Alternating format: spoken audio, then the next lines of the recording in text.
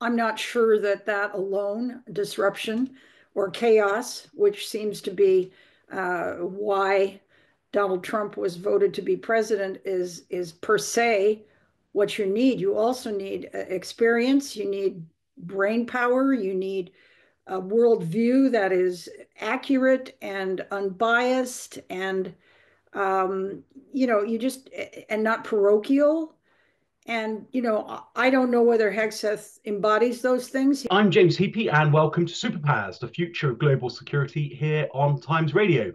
This week, I'm joined by Diane Francis, a journalist now writing brilliantly on Substack. And this is Diane's second appearance on Superpowers in the last couple of months.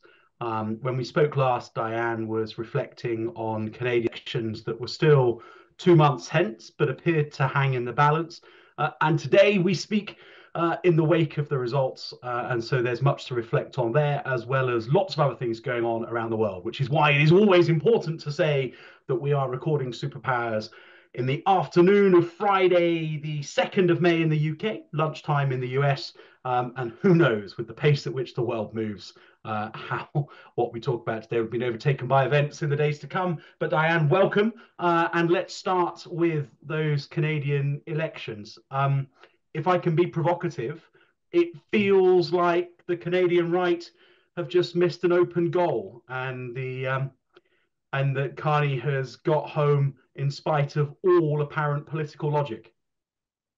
Well, just to be very meticulous in description, Canada's right is left of the Democrats in the US.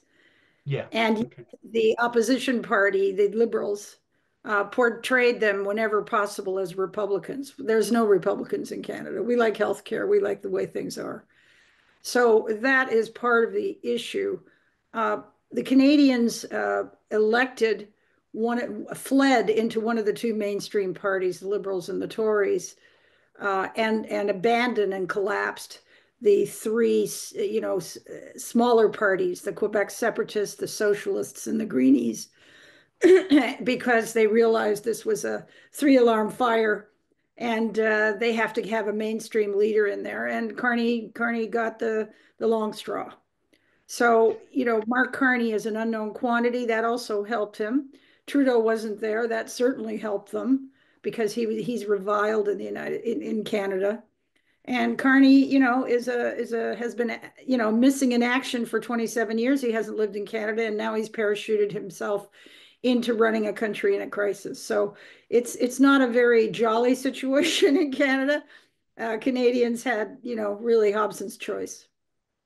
I, what has stopped the Canadian Conservatives from, even if they don't need to go full on MAGA, there's still a populist right wing wave that is sweeping across Western liberal democracies. In the UK last night, we had elections that were, they weren't nationwide elections, they were mostly local elections, but there was one special election to our parliament. And the party to the right of the British Conservatives, a populist party, have done incredibly well. So that feels like the zeitgeist, and yet we've seen the Canadian Conservatives fail to sort of see the opportunity. What stopped them? Well, it wasn't a huge margin of difference between the popular vote of the mainstream parties. And you've got to remember that the conservative right wing, so-called, has been flailing around in the wilderness since Trudeau got in 2014, 15. Mm. So even this great a comeback, although not a victory, is still a success. There's rumors that there were some bad, that they ran an inept campaign, and they just lucked out. I think that they'd still have many seats, and they're a force to be contended with. And I believe that the two parties are so close in popular vote that they should form a wartime cabinet and rule together to deal with the threat from of tariffs and other things from Trump. Chances of that happening? Unfortunately, probably nil to zero. But I really think this is an existential crisis.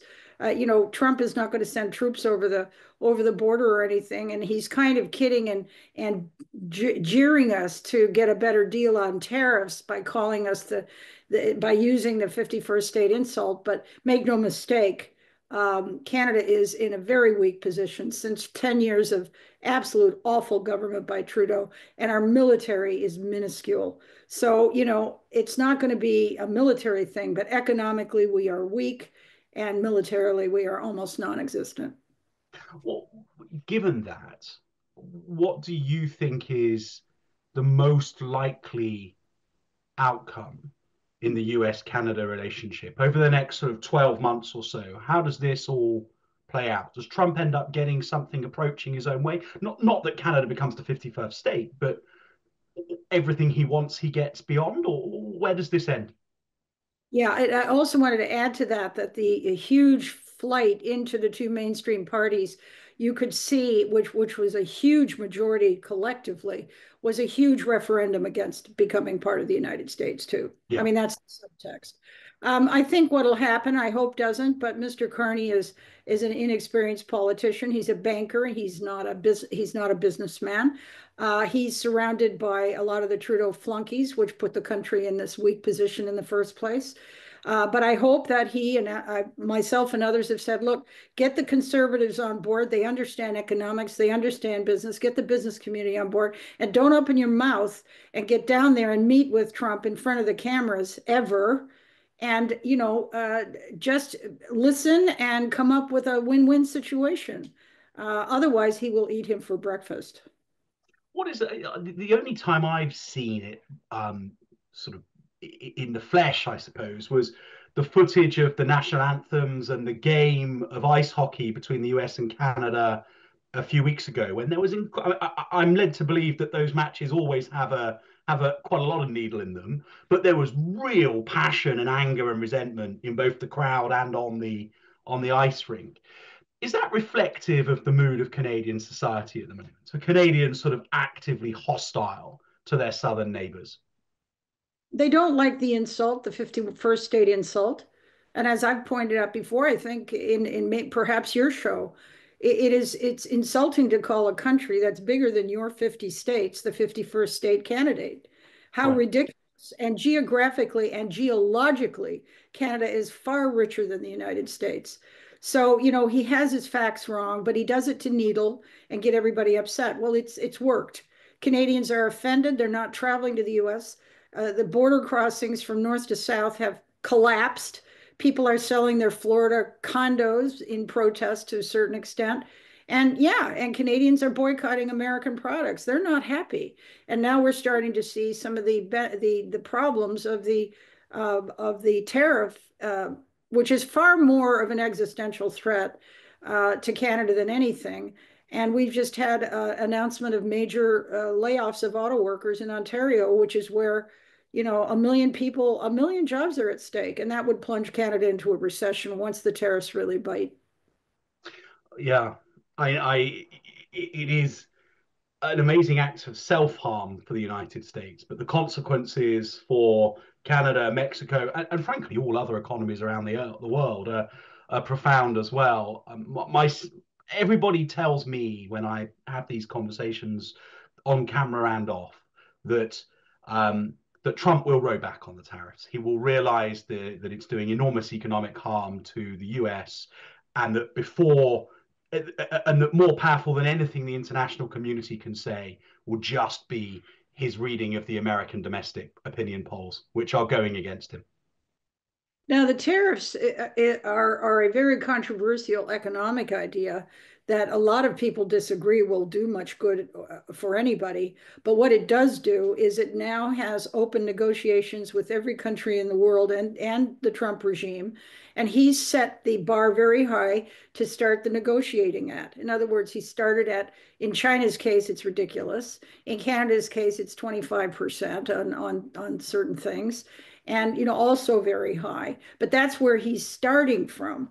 And so the counter bids start. They come back and say, well, what about 10? He'll say, well, maybe 24% and so on. It's an old game. And then at the same time, he's needling his opponent by insulting them. So this is the game he's playing with Vietnam, with China, with Europe, and certainly with Canada. And it will work. It's kind of smart. I hate to say it's cunning. It's not intelligent, but it's cunning. And this is business deal making. Now, what's ironic about the Canadian situation is that the two biggest export industries, which support our living standards and our dollar, are the auto industry in Ontario and the oil industry in Alberta and Saskatchewan. And both of those industries are predominantly owned by American companies. So Which, they're getting hit in the slats too. well, 100%. And I think you've been writing about the who Trump is appointing to high office and this sort of emerging, the appointment of an American elite. Square for me their willingness to be around him for the purposes of government versus what this means for their financial interests. Are you talking about his cabinet ministers or? Well, I mean, yes, I mean within cabinet, but just more broadly around him. We've seen people. Well, I mean, Bezos is a bad example because he's been publicly flayed this week over the putting the tariff values on the Amazon website. But you've got a whole bunch of very, very powerful and wealthy Americans around Trump, both in his cabinet but also in his circle. And their willingness to be around him seems counterintuitive when when their financial interests are being so damaged. Well, yeah, I mean, Elon Musk is on his way out. He's just stoked so many negative headlines, and he's just a childish human being.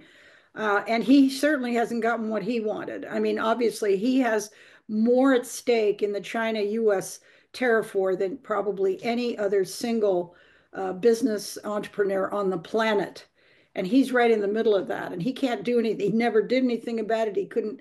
And he did is call names of the tariff guru and called him a moron. He's on his way out. The tech guys have been snacking around, sniffing around to get relief from antitrust legislation like we have in Europe against the American technologies applied also in the United States. Doesn't look like it's all that successful. And then you've got Wall Street, and that's of course laughable because all these Wall Street titans have been sucking up to Trudeau. Excuse that was a Freudian slip. Sucking up to Trump, only to have themselves damaged and their clients damaged in their stock markets and commodity markets and currency markets, drubbed by this off the wall tariff initiative. So nobody's got to be very happy, but it's the only game in town. Waltz went yesterday, and I mean, I think sort of that was inevitable from the moment that those signal leaks happened. But that's the first high-profile sacking from the Trump cabinet. Um, is this the start of a resumption of the Trump one levels of comings and goings, or is this just the correct response to a pretty egregious failure?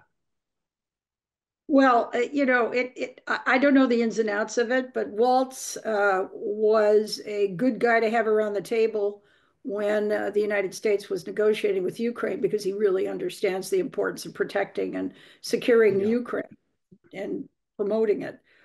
So he did a good job there, but that wasn't the reason. It looks like he was just the fall guy. He probably had a few enemies because of the Ukrainian stance, but he was the fall guy in order to protect the Fox anchorman, Pete Hegseth, the pretty boy that's running the Pentagon. And so he took the can for the signal call when it actually is a Pentagon issue and it should have been Hegseth's head that rolled. Interesting. I've got to say I met Mike Waltz a number of times when I was a British government minister, and I always thought him very thoughtful. On he came at the world with the perspective of a Green Beret, as you would expect. He thought about the realities of situations rather than the sort of ideology or the idealism of a situation. And I was rather hopeful for what he might achieve in the role as NSA, given that he had that very practical experience of solving security problems around the globe. But I saw that the MAGA right had really rather turned on him. I'm not sure that excuses the setting up of the Signal Group in the first place, but it's interesting to hear you say that his fall was really to compensate for Hegseth, um, who I'm hearing is not that popular within the Pentagon. Oh, no, no, he couldn't be. I mean, this is a completely ridiculous appointment. One of the things that was really nauseating recently, and I think it was yesterday, was the taping of the cabinet committee wherein every cabinet minister or member, every member of the cabinet in Trump gave a "Dear leader, you are the greatest thing since Jesus Christ that ever happened on earth" speech. It was unbelievable that they were all robotized and forced, not forced, had to agree, or that somebody concocted this idea of groveling and praise. And this is not what you do in around the table of the most important board of directors on the planet and have all this fawning. I thought that was really quite shocking, but it shows you not necessarily the culture that Trump has created, but his underlings, his sycophants have created to keep anybody from wrangling away and getting out of line. It was a disappointment, totally. Yeah. Can I rehearse a contradictory view on Hegseth and see what you think? And I have some sympathy with the context in which people make this argument. So MODs are incredibly small c conservative institutions. Enormous bureaucracies, billions of pounds to spend.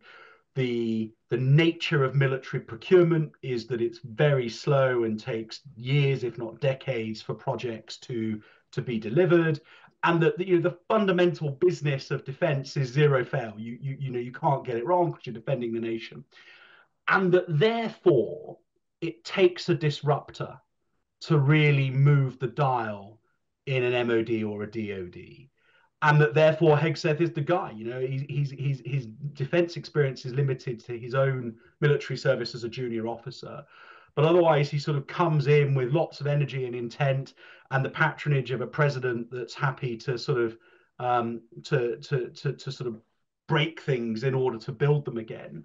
And so for as many people who have told me that he's unpopular, actually that's true. More people have said unpopular, but a few people have said to me he may actually be the right guy to go into the Pentagon and just shake things up and drive the change that's needed. Maybe. I'm not sure that that alone, disruption or chaos, which seems to be why Donald Trump was voted to be president, is per se what you need. You also need experience. You need brain power. You need a worldview that is accurate and unbiased, and you just and not parochial. And, I don't know whether Hegseth embodies those things. He has a terrible track record with women in his personal life. And, the fact is that he's gone in there and he has immediately ended the careers of females in the military in the United States. That's half the population. And, Israel does very well. They were the first to realize that women are just as good as guys in defending your nation. It's just so 18th century, this guy, and he hasn't impressed me in anything other than the fact that he's really good looking.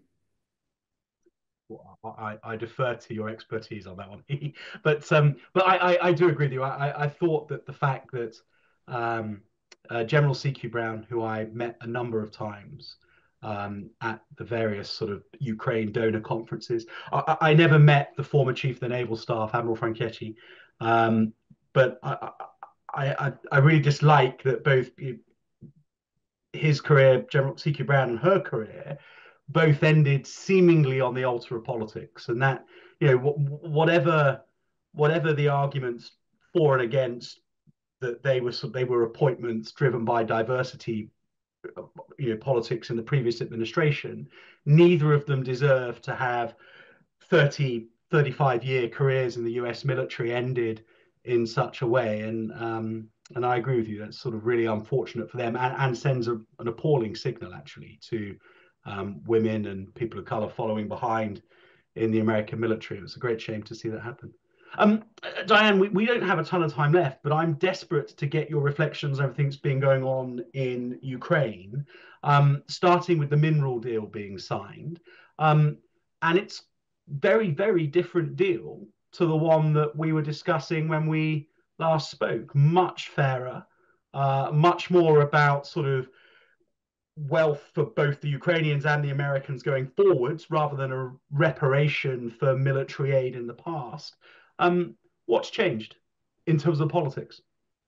Well, I think that this is the Trump technique. You start asking for the earth and you bargain yourself downward, but you over ask initially, and people under offer initially, and you get to something in the middle, hopefully. This is exactly the process that happened, wherein Ukraine initiated the idea, and it was a brilliant idea to get the United States engaged economically, as well as politically with the future of Ukraine, and to also, in the same hand, help Ukraine develop itself post-war, rebuild itself post-war, and rid itself of its own, oligarchic corruption, which owns much of these assets. So it was a very good idea.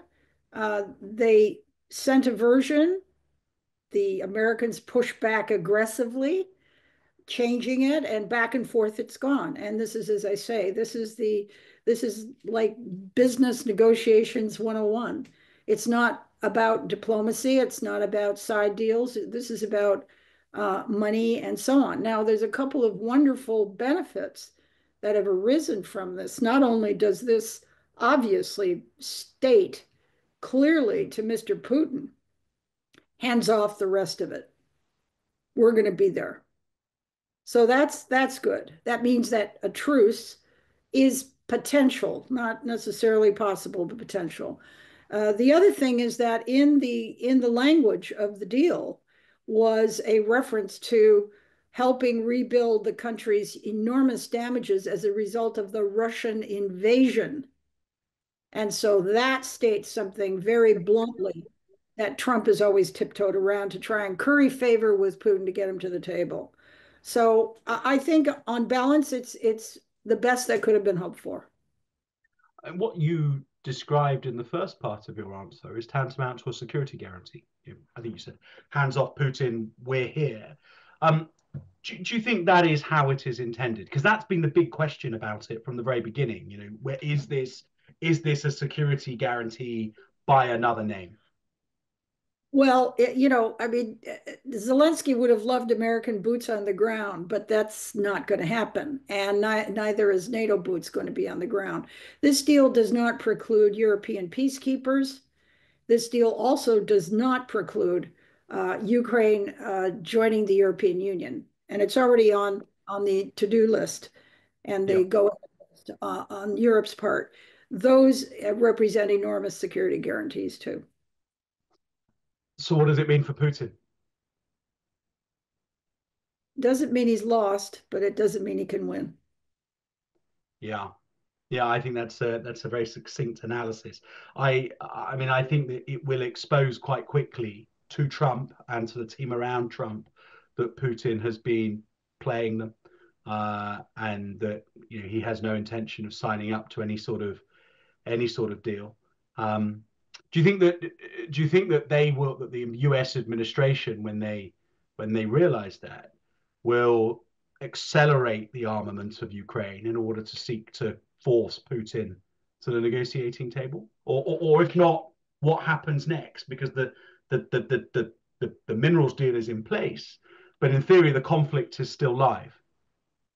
Well, the immediately after the details were released, the Trump government asked for allocation for $50 million worth of weaponry to be sent to Ukraine, which is a little tiny beginning, but obviously an indication that they want to help them defend themselves against any incursions. And of course, now the next job is to get them to the table. And the other issue is, what is Trump going to do when Putin continues to play his little games? Let's have a peace deal, 30-day truce. I've declared a truce, and then bomb civilians. I mean, it's just got to stop. And I think Trump has had it. And I think that this minerals deal was the result of his exasperation uh, and the abandonment of any idea that he can butter up Putin to behave. Who I do we who are the sort of voices that those of us that don't follow American politics so closely, who are the people that traditionally have been um, the most strident apologists for Putin? And who should we look out for changing their tune to indicate that actually America's position might be about to fundamentally change? Well, the most the Putin sympathizers are guys like uh, Carlson in the U.S., Yeah, the podcaster, yeah. and the MAGA guys, and then you've got some members of the right-wing European parties who come pretty close to being Kremlin fans. And so those are the people that have been pushing this narrative. The other thing, though, however, is that he can never be let off the hook, Mr. Putin, for stealing children. Tens of thousands of children have been kidnapped from Ukraine during this war, and we don't know where they are, and they've been put in orphanages and up for adoption. This deal is completely silent on that, but the International Criminal Court has not been silent, and we must make sure that Mr. Putin is reviled and dogged and isolated and prevented from traveling to as many countries as possible until this is resolved.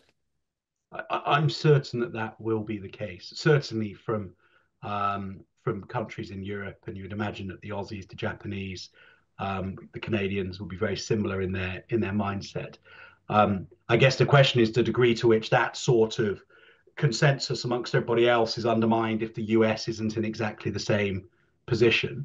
It sounds like you expect that that would be the case, that the US administration would not push for any sort of resolution on that front. Well, I think they want to do this mineral deal and they want a truce. They want them both at the table. They want to sort out an end to the shooting. And then I think that this will also be something that will be taken up by a lot of the human rights activists in the US that are still very involved. And the Americans don't recognize the International Criminal Court because they wanted to protect some of their war criminals over the years. Following Iraq and Vietnam and goodness knows what. But the fact is that I think there will be a global movement to try and correct this horrible wrongdoing and to make Putin pay for it publicity wise or otherwise. Just in the last 90 seconds or so that we've got, do you think that the US administration's attention span is sufficient for them to not just catalyze the peace, which, whether you agree with the method or not, we are in a position that 4 or 5 months ago would have felt quite unlikely, where the sort of outline of a peace deal is on the table and we just need to force Putin to sign. So in that sense, there's arguably success. But in winning the peace, what comes next over the next year or two, can you see Washington wanting to lead that, or will Washington seek to extract itself and focus on other things? I think Washington would like to hand it all over to Europe completely.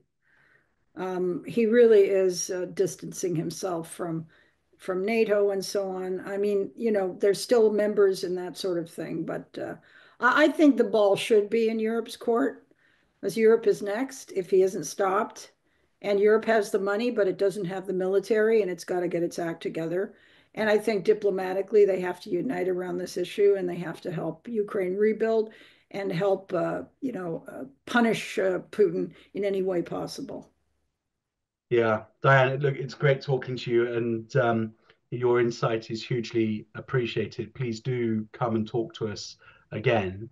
Um, for now, please do make sure that you subscribe to the Times Radio YouTube channel, where you can see more episodes of Superpowers, but also all the other wonderful geopolitical content that Times Radio produces each week.